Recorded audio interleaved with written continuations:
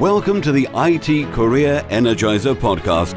For anyone who wants to build and grow a career in IT, develop and improve your strengths and skills, be inspired and motivated by the successes of others, manage your career progression, and achieve your IT career goals.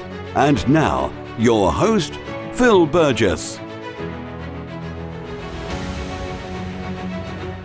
Welcome to episode 193 of the IT Career Energizer podcast.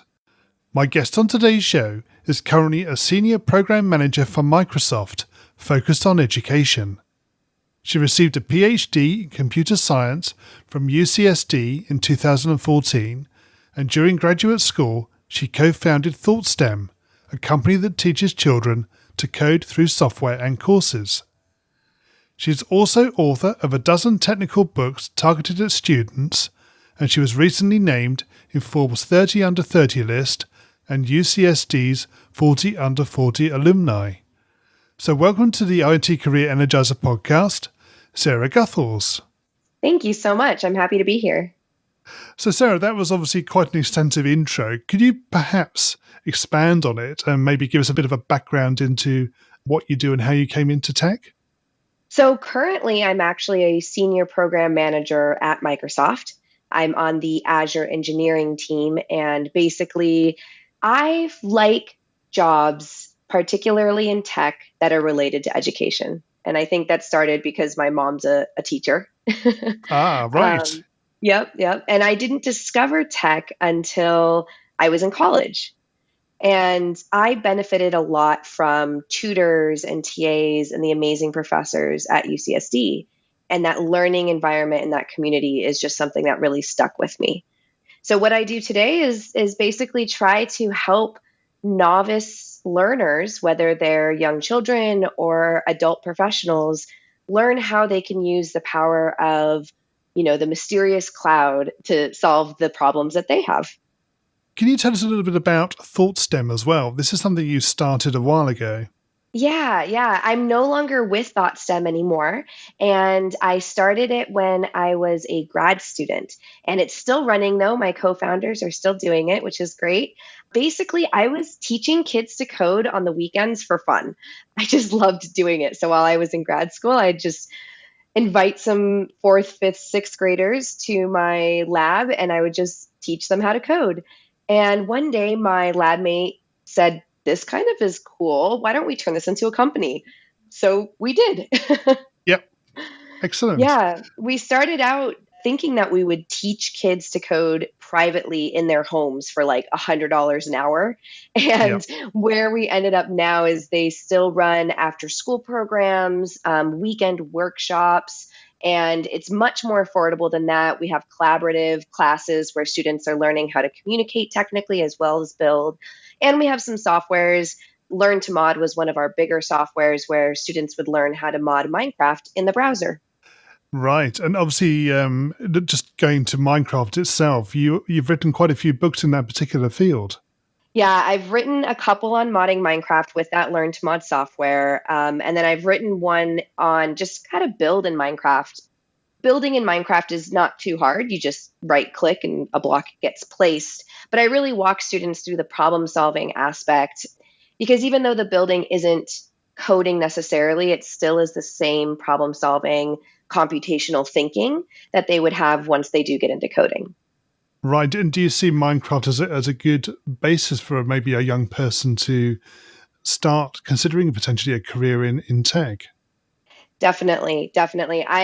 When I first saw Minecraft, I thought it was just going to be like a video game fad.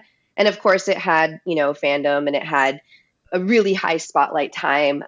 But watching it in classrooms and watching it, whether it's a formal classroom with a teacher or an informal learning space where kids are just discovering, the way that students just walk up to, I call it a playground, a toy rather. It's not a game, it's a toy. And it allows students to have a goal and figure out how to use this toy or tool to accomplish their goal. And the world is infinite. And that's how I see coding too. So I definitely think that it's a really unique software that introduces students to the world of technology and the world of problem solving and exploration. Yeah, it's certainly been popular in this household, I can tell you that. Yeah. Right. Okay. So, Sarah, can you share with us a top career tip, one that the audience may not know and should? The biggest thing that I think everyone needs to know is that you need to check in with yourself. You need to remember that you are a whole person who is growing and changing. And this is particularly a career tip because your whole life you are spent with a specific goal in mind, to get a good job and to make good money and to have, a successful career. But it's okay to check in with yourself, and you should often. Even if you think you're happy, even if you're happy doing what you're doing, stop every so often. I do it every 6 months and just say, is there anything in my career that I don't like that I can change within my current role, within my current team, within my current company? Or do I want to do something completely different? And I think that's the biggest piece of advice I can give because I've gotten to do such incredible things. I've had so many amazing experiences simply because I didn't feel stuck and I felt like I could make a change if I wanted to. Right. So you do that every 6 months or so. Does that change your sort of goals and objectives? Do you feel that it changes the core of what you do, or do you think it's just sort of slight navigational variations? Yeah, I mean, it really depends on where I am in life. So, for example, I checked in with myself when I was graduating undergrad and I had a full time offer from Microsoft. And I could have gone and worked up in Redmond, and I enjoyed the team I was working on and I enjoyed the company. I mean, clearly I'm back there now. But I also had an opportunity to do a 5 year master's program where I could stay for one more year and complete that. And the normal trajectory that I was on would have sent me to Microsoft. And had I not stopped and checked in with myself and said, a master's is an opportunity for me and applied for that, I would have never had that opportunity and I wouldn't be the person I am today. So sometimes it can be completely life changing. And sometimes, it's just that I want to move my office around because the sun keeps glaring in my face. And I realize that, I don't get enough work done or something like that. Yeah. So it's really just kind of checking in, remembering I'm a whole person and that I can change any bits about my life to make it better. Right. So, in terms of that process of checking in with yourself, do you just find some time? Do you just literally sit down and go, right, I need to think about what I'm doing and whether it's right for me? Yeah. Yeah. Is that the way it works? When I do give myself that time, what I focus on is what are the things about my life that are making me happy, that are giving me drive, and what are the things that I feel like are in my way or making me unhappy. And I just balance whether the drive that I have for a particular goal is worth the effort or the things that might make me unhappy. I remember reading some article once, I can't even remember what it was, about how, millennials just want to always be happy and they're going to just, jump from company to company because they just want to feel like they get a pat on the back. And I think that that's wrong, at least for myself. I will make a change if I'm unhappy, but I won't go away from hard work. Like I will work hard if it's towards a goal that I want, but I'm not going to work really hard for a goal that I don't want. That just doesn't make sense. And so I think it's just that, right? It's checking in, are those goals still worth it? Is the effort behind those goals still worth that goal? Is there anything I can do, big or small, to achieve that goal faster or more successfully? And is there anything that I can do, big or small, to change that goal if I have to? So, Sarah, can you share with us your worst IT career moment and what you learned from that experience? It's kind of a theme, but I have a couple examples of the theme. And I think that the worst moment is when I feel like an imposter. And I think that it's the worst moment because I miss out on the opportunity to improve a conversation that I might be a part of. So, an example of this was recently I was just in a meeting with some folks at Microsoft, and I made the assumption that they understood everything about K-12 education that I did. And this was, maybe 4 months ago. And so they told me, oh, this is the solution to the problem that you're facing. I made that assumption because I was fairly new to the team and fairly new to the company. And I decided that they must know more than me, that I'm basically an imposter. And so I should just listen to what they say.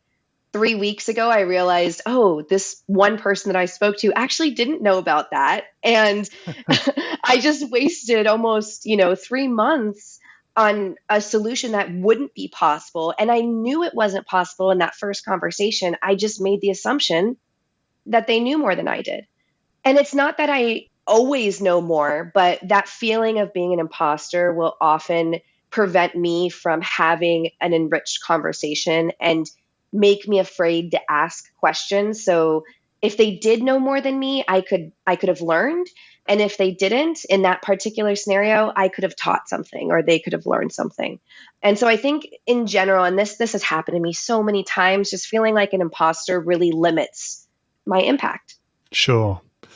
The good news is, of course, that gets easier as you get older. So, I hear. I'm still trying. I teach at UCSD sometimes, and there are times I get in front of the classroom and literally still feel like I'm an imposter. yeah.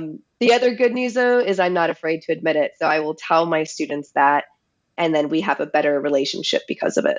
Yes. The balance to that, of course, is the fact that we are all of us always learning. So there's always something new, and there's nobody who knows everything. Exactly. So, yes, you will know things that other people don't, and vice versa. Exactly. Exactly. Okay, so moving away from your worst moment, can you perhaps tell us about your career highlight or greatest success so far? Yeah, I would say starting that first company was a career highlight for me. And the biggest reason why is because it showed me that I could do anything. And it does take hard work and you do fail, and that's fine. But it showed me that I didn't have to follow one specific career trajectory. And that was the moment that I realized, oh, I could go and apply to be a university professor, or I could go to one of the major tech companies and work for them, but I could also create my own job. And ever since then, I've actually done it in every single role that I've had. I've made sure that the job that I'm doing every day is unique to me and my skill sets and what I want to learn and how I want to grow. And that's enabled me to be happy in every single role I've had since then. Right. So you said just now that every day. So does that mean you feel as though there's something different every day, and you're learning something new all the time? I think I am constantly because I tend to do a lot in one day. So I tend to enjoy job roles that have many goals and many deliverables across the year. So on any given day, I'm working on 5 different Yeah. projects, which allows me to jump between them. And some days I might be doing more writing, some days I might be doing some coding, some days I might be doing mentoring. And so each of those things that I do, every day I can learn a little bit more and just discover what it is that I really, really enjoy doing. Yes, that's good. And what excites you about the future of the IT industry and careers in IT? This is what got me into IT, I think. But it's really just that there are so many options.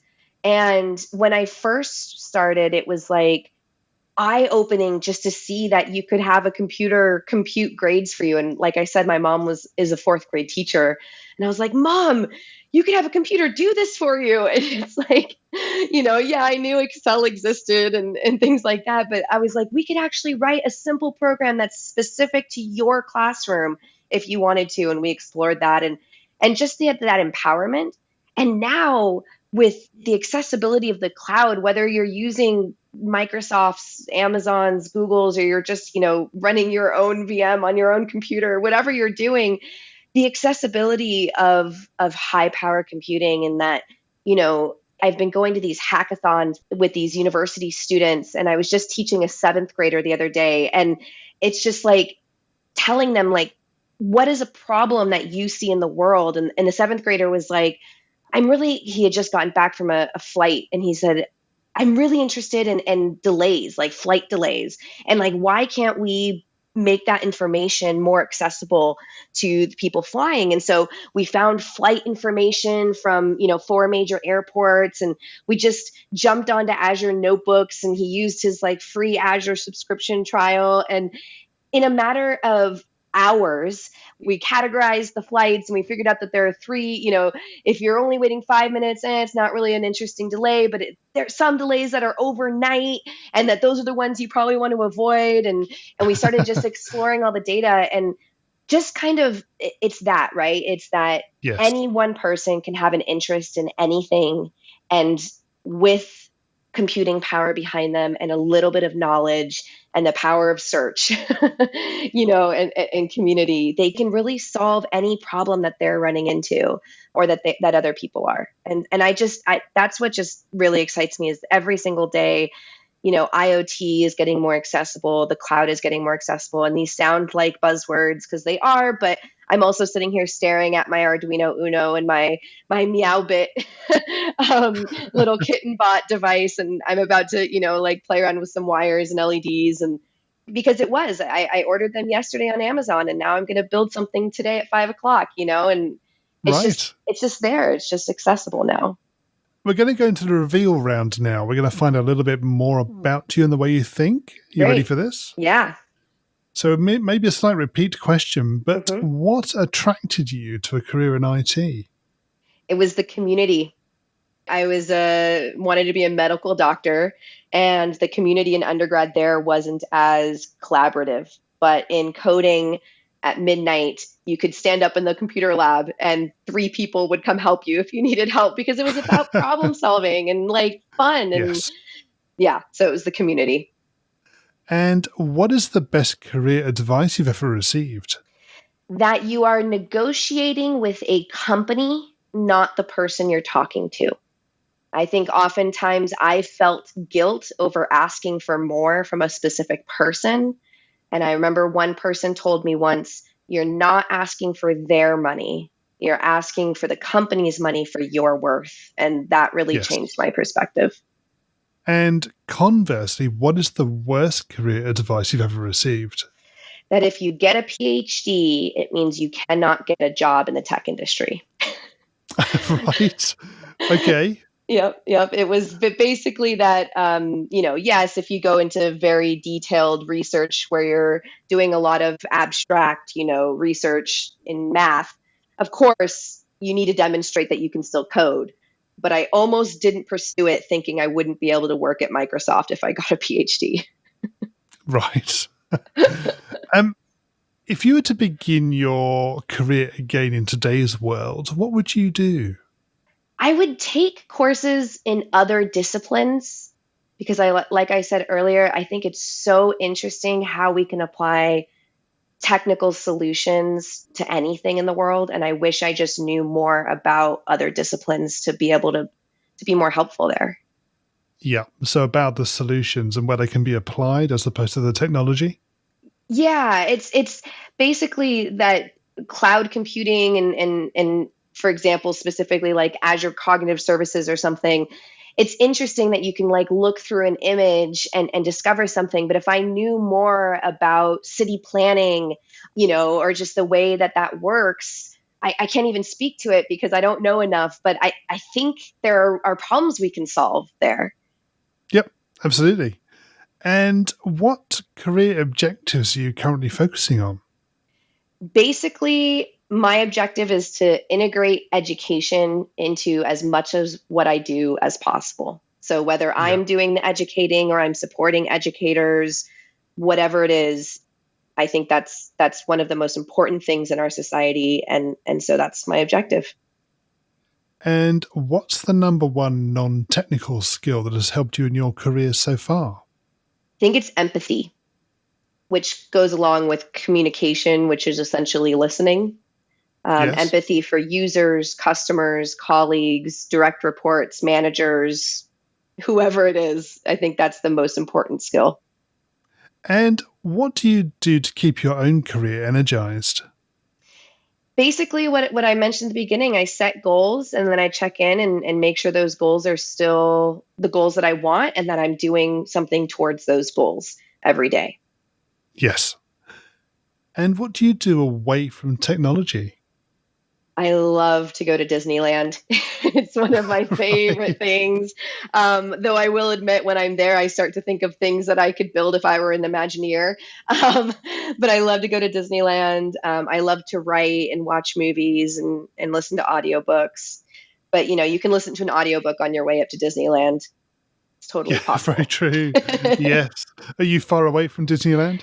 I'm only about an hour away. So Yep. I usually have an annual pass. My daughter is a year and a half right now, though. And so it wasn't worth it quite yet. Sure. But when she turns, 2.5, she's been already a couple times, but when she turns to the age where she can really enjoy it, we'll get annual passes again, I hope. Yes. You're not far away. It'll be, as you say, a year and a half, maybe. Yeah, it's a you'll great be back. afternoon. And Sarah, can you share a parting piece of career advice with the IT Career Energizer audience? Remember that you are a whole person. You're not just your career. And that will help you succeed in your career because number one, you'll be putting yourself as a whole person first. But number two, you will bring your whole person to work. And that's where unique solutions and problem solving happens, is when you get a diverse set of people who bring their experiences and thought to the table to solve the problem. So just remember you're a whole person. And finally, what's the best way we can find out more about you and connect with you? Yeah, Twitter. So I'm just Sarah Guthals on Twitter. That's probably the best way. You can email me. It's just sarah@guthals.com. But yeah, Twitter, I try to post there anytime I'm doing anything new. And in fact, I recently published the GitHub for Dummies book with my former manager at GitHub. And I'd like to say, if you're listening to this podcast, you can tweet me your piece of advice, or you can tweet me the piece of advice that I mentioned that most resonated with you. And anyone who tweets that, maybe we need a hashtag from here, then we can, I'll give one signed copy away to a random person. Oh, fantastic. Great. Sarah, thank you so much for joining me on the podcast. It's been great chatting with you. It's been really great. I really appreciate it. Well, I hope you enjoyed listening in to today's episode and to my guest's career tips, advice, and experiences. You'll find a show notes page for today's episode on the IT Career Energizer website, which will be itcareerenergizer.com/e and then the number of today's episode. And a quick reminder that the show has now 3 episodes every week on Mondays, Wednesdays, and Fridays. So make sure that you are subscribed to the show to get new episodes automatically downloaded. Also, don't forget to join the IT Career Energizer community Facebook group. You'll get to engage with other like-minded people, get to find out more about upcoming guests and other episodes, and can get involved in the future direction of the podcast. It really is a great pleasure to be able to talk to so many inspirational people from across the industry and to be able to share their stories and advice with you. Thanks for listening, and remember, if you're not growing your career, you're slowing your career. Thanks for listening to the IT Career Energizer podcast. To find out more about building a successful career in IT, visit itcareerenergizer.com.